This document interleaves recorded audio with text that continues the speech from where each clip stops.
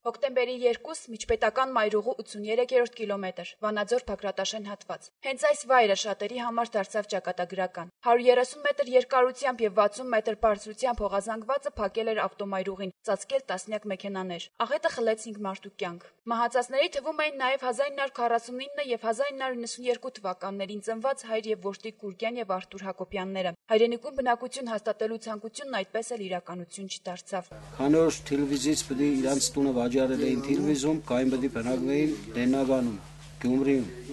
տուն պետք է առնեին,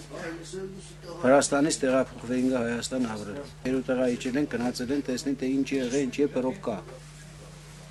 Խցանում։ Գնացել ու այլևս չվերադարձ։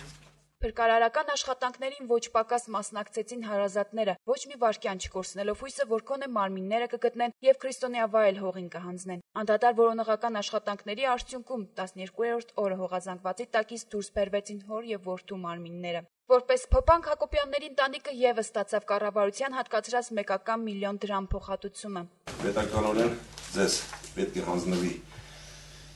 ամեն մի զոհվածի համար 1 միլիոն դրամ նախատեսված է կառավարության որոշման համաձայն։ Գյումրի, Պրեսայեմ։